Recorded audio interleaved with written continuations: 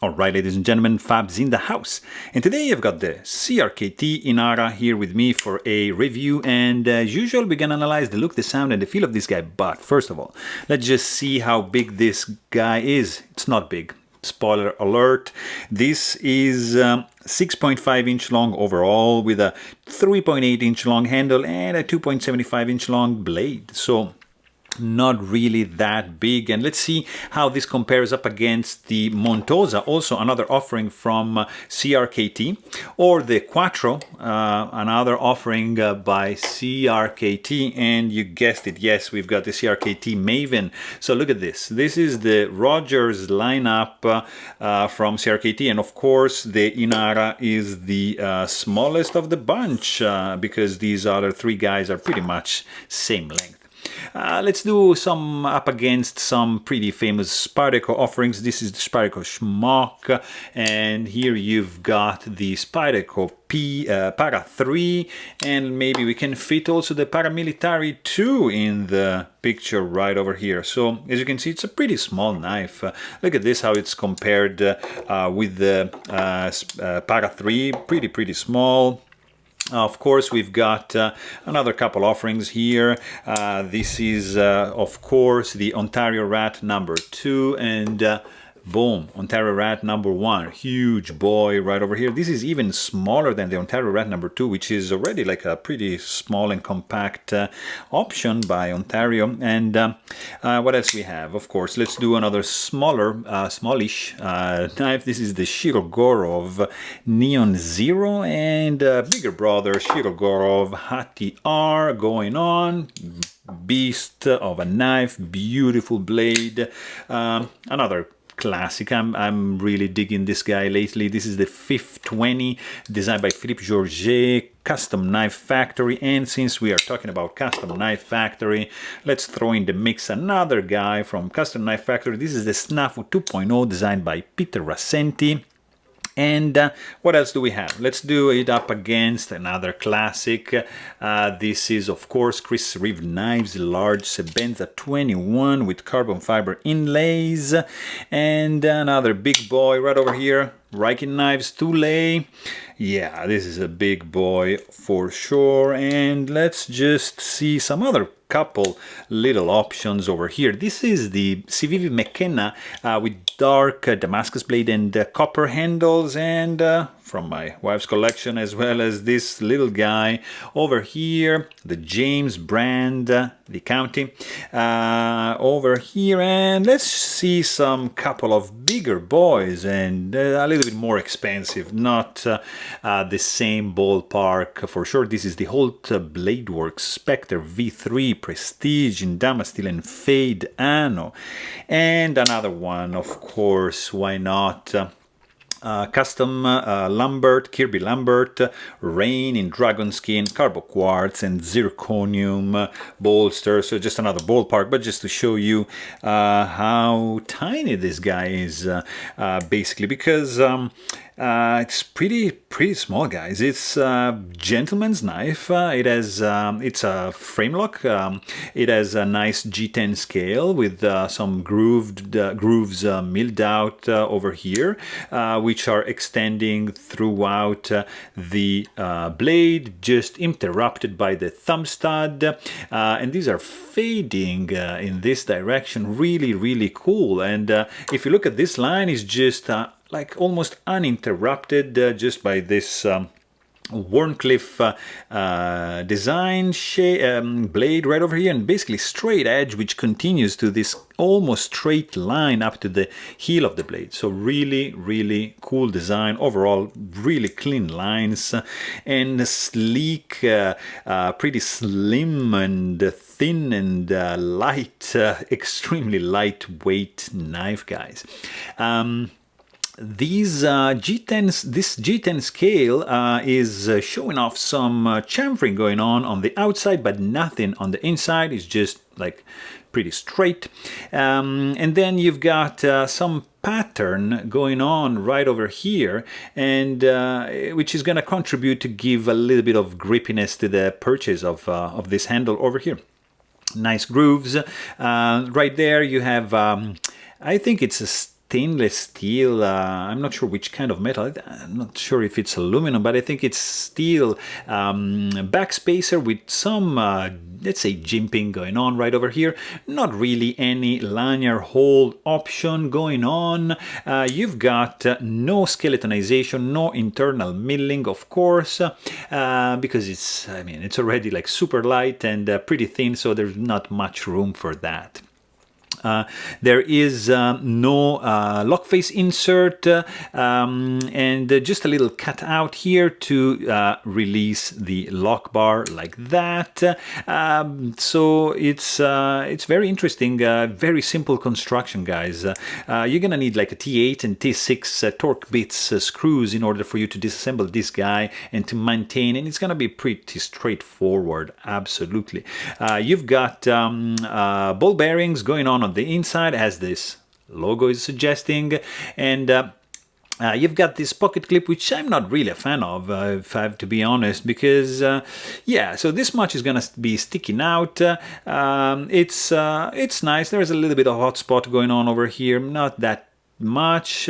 Nice actually clip ramp going on over here. It's tip up carry only, it's not reversible, it's just gonna stay here. Also, what I really appreciate, guys, is this blade. Would you look at this? This is extremely thin. For example, let's check it out up against some nice slicer, which is like paramilitary too. Look at this. That's a pretty big difference. I mean, PM2 is still a pretty good slicer, but this guy is gonna crush it. And also it's hollow grind. Look at this. It's very nicely done, and I really love this Wharncliffe blade. Oh, lately I have become like a sucker for this blade shape. You're gonna see some more of these in the future, and it's overall attractive to me. I don't know why. Of course, you've got a pretty intense thumb stud going on right over here. It's a little bit on the sharp side, and then you've got this nice Wharncliffe going on over here. There's no swedge, just these two fullers, like kind of thing, which are parallel and recurve, and they are fading out like this into the blade. Really cool. Straight edge up to the sharpening choil, which if you can notice, the plunge grind is a little bit not that much recessed. In fact, you can see the widening of the edge right up to the sharpening choil, which shows that this blade is super thin behind the edge up to this point. So this point widens and thickens a little bit and shows the nature of this grind, which is, I mean, it's super slicely, so don't worry about that. But they could have managed this a little bit better. Of course, you've got this black stone-washed finished blade. It's really cool. You've got the CRKT logo over here, ball bearings logo, Inara, which is the model, Roger's Design, which is the designer, and just a little bit of serial number going on right over here. Overall, really cool blade, guys. The sound this guy makes when open, it's like this. Very nice and clicky. When you close it, almost inaudible. Look at this. And like that, it's working much better. And it's only on one side, so you're gonna be able just to do with your thumb or just like two hands, because actually this can also serve as a nail nick, as you can like just pull it like from this side, and it's gonna be pretty easy because the detent is on the light side, I have to say.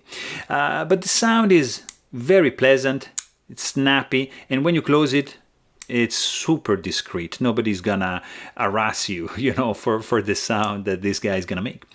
What is really astounding on this guy is the weight. This is one of the lightest knife that I own, and because this is 1.8 ounces in the pocket. It's just ridiculously light, guys, super light. because of the fact of G10, of the thin stock, of the construction, very simple. It's beautiful. It's feeling pretty good in the hand. There's a little bit of hot spot, not too much going on from the clip ramp over here, so not really any sharp edges, but it feels a little bit flimsy, I would say, because there's not really much structure going on, so you can clearly see it bend over here, even if there's a backspacer, which is kind of like 30% of the overall length of the handle. So yeah, you can see it flexing, but I mean, it's a $40 knife. It's pretty. It's considered like a budget knife, and it's very small. So don't expect anything like extraordinary from this guy. I mean, you can't. You see, like, this is something that's gonna feel absolutely sturdy, but it's a different ballpark. You can't compare these two guys, but this is something solid. This is a solid chunk of titanium, so this is not gonna go anywhere. Whereas this guy, yeah, it's suited for different tasks, and it has been designed for different tasks as well. So don't be upset about that. What is also interesting is this pocket clip, which is looking all right, I would say. I'm not really a fan of this area over here. You're gonna see that this is gonna stick out from the pocket. You also gonna see that there is some billboarding going on in the clip right there. Not really any blade play. Of course, nothing is rattling when shaken. I don't see any gaps. It's overall fit and finish is pretty decent if you ask me. The deployment speed is really good. You got some finger sore because of the sharpness of the thumb stud right over here, but in exchange you get some nice action because this guy again is running on ball bearings. But it also has a very interesting mechanism with a kind of like a gasket, Teflon gasket going on around the ball bearing. Check out my disassembly video if you are interested in that detail, because I never seen any knife constructed and built in that way. So basically you can see here the white, which is like a gasket running around the actual bearing. So very interesting construction, and it's giving this very smooth and free-falling action when you disengage the lock bar. So really cool.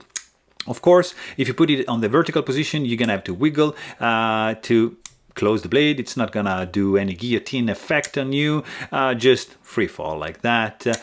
Zero lock stick. There's no detent ball ramp. You're gonna feel a little bit of hard step right over here, but nothing too crazy.